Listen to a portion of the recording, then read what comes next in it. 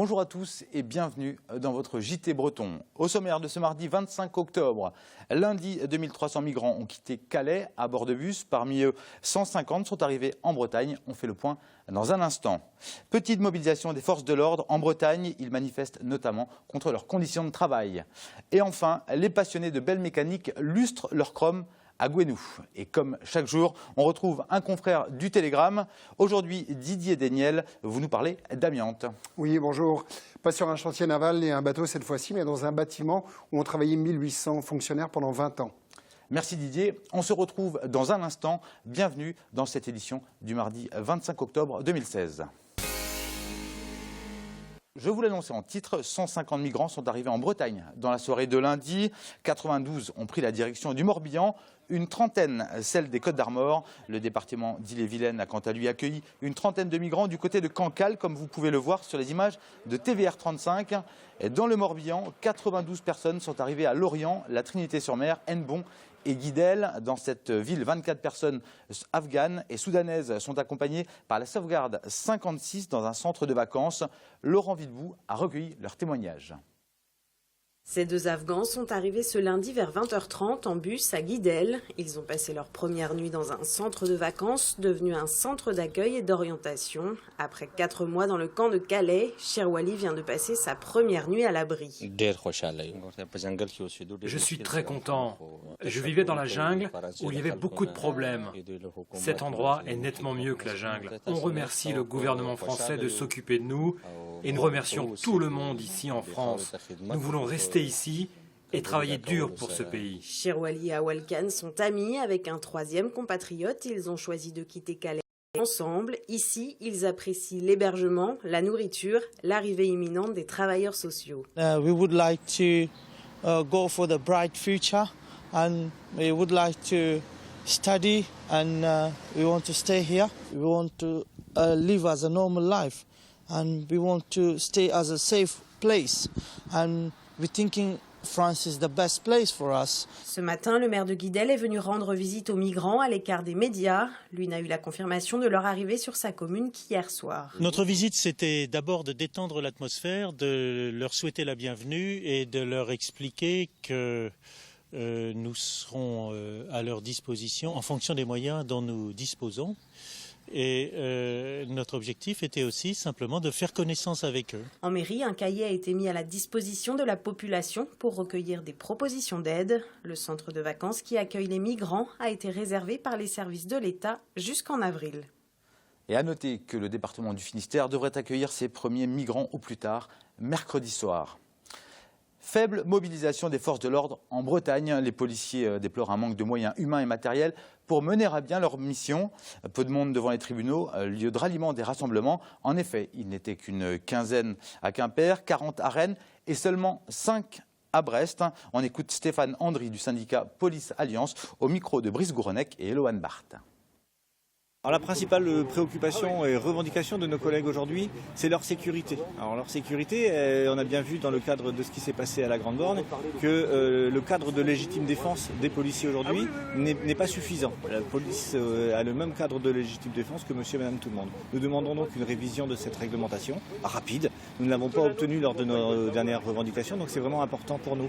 Donc nous avons également des choses à redire sur la politique pénale en France et notamment sur la clémence des institutions judiciaires envers nos agresseurs. Donc nous demandons que des peines planchées soient à nouveau appliquées et que surtout des sanctions fermes soient appliquées à l'endroit des auteurs de violences sur les policiers. Donc tout ceci se cristallise autour de la justice. C'est pour ça qu'on se regroupe devant les palais de justice en France. Allez, comme chaque jour, on retrouve un confrère du Télégramme et on passe tout de suite au duplex.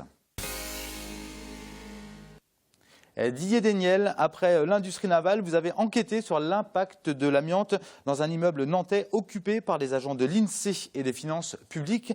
Didier, quel est le problème avec ce bâtiment ? Alors, ce bâtiment avait été construit en 1972 et il contenait plus de 350 tonnes d'amiante. Tous les plafonds étaient floqués. Et donc, pendant 20 ans, 1800 fonctionnaires y ont travaillé quotidiennement. L'administration a été obligée de prendre connaissance de certaines études qui étaient très parlantes. Le bâtiment a été évacué en 1993 et ces gens-là sont allés travailler ailleurs. Alors qu'en est-il aujourd'hui, Didier? Alors des études épidémiologiques ont été menées depuis la troisième. Les résultats ont été connus en juin, ont été rendus publics en juin. Il s'avère que les gens qui ont travaillé dans ce bâtiment, il y a de nombreux Bretons, ce n'est pas uniquement des gens de la région nantaise, ont une espérance de vie qui est de 6 ans inférieure à la moyenne. C'est-à-dire qu'ils ont pris une population de référence de fonctionnaires également qui ont travaillé sur d'autres sites en Bretagne et dans le Grand Ouest. Et voilà, les résultats sont là. Et que demandent justement ces gens aujourd'hui? Que le bâtiment soit classé site amianté pour que des dossiers d'indemnisation puissent être mis en œuvre et suivis et que les indemnités commencent à tomber. Merci Didier. Alors pour plus de renseignements, on peut vous le dire dès mercredi matin dans les colonnes du Télégramme. Avant de retrouver le Tour de Bretagne en images, je vous propose de découvrir une association qui rénove de vieilles bagnoles pour en faire des voitures de collection. Des amoureux des 4 roues qui répondent au doux nom des vieux pistons bretons. Camille Pochet les a rencontrés à l'occasion d'un salon dédié aux véhicules anciens à Gouesnou. Donc ici, vous avez une série Yvon est un vieux piston breton passionné de véhicules de collection. Il les cherche en miniature avec ses collègues amoureux de voitures anciennes. Ici, vous avez tous les petits modèles libres et les écussons des voitures, quoi, qui étaient sur les capots, sur les calandres, enfin tout ça, quoi. Donc dans les bourses, on en trouve, ou alors dans les casses, des fois, enfin maintenant c'est plus rare, mais à l'époque, on trouvait dans les casses, quoi, on récupérait ça, quoi. Entre potes, ils sillonnent les bourses d'échange tous les week-ends. De septembre à mars, c'est la saison. On échange des renseignements, des conseils sur les voitures, des astuces. Et sinon, on organise des sorties, des rencontres avec d'autres clubs et des bourses d'échange, quoi. Comme ses amis passionnés, les voitures, il les préfère à taille réelle.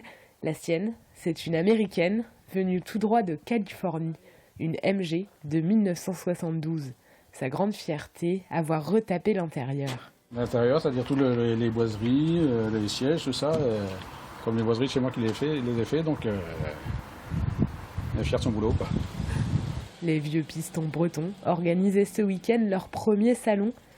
À Gouesnou, les amateurs de vieilles bécanes pouvaient échanger des pièces ou s'acheter des fringues vintage. Yvon et ses collègues, les pistons bretons, continuent de sillonner la Bretagne tous les week-ends à la recherche de pièces pour leurs voitures d'exception.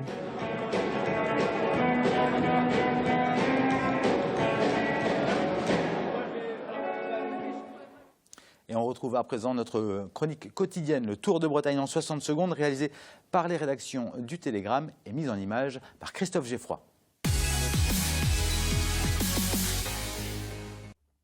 Après plus de 10 ans de démêlés administratifs et judiciaires, les travaux de construction de la future plateforme logistique de la SICA vont reprendre. Le tribunal administratif de Rennes a rejeté le référé déposé début octobre par l'association de défense de Kermerus-Villargraine. L'association réclamait l'arrêt du chantier de 7 hectares à Saint-Paul-de-Léon.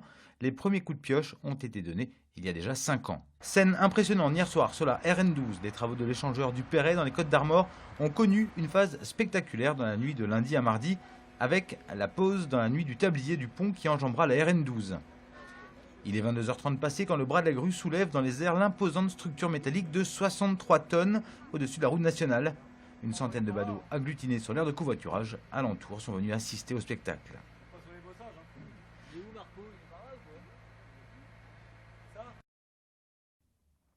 L'hydrolienne Sabella va retrouver son élément naturel. Après un an d'immersion au large de Ouessant, la D10 a subi une batterie de tests et une cure de jouvence et quelques réglages afin d'optimiser sa production d'électricité. La première hydrolienne reliée à Ouessant depuis juin 2015 sera de nouveau immergée dans le Fromveur entre le 20 et le 25 novembre.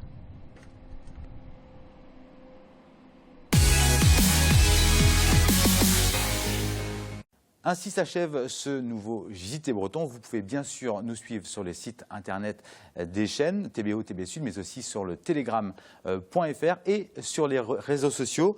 On se retrouve demain pour un nouveau JT. Bonne soirée à vous.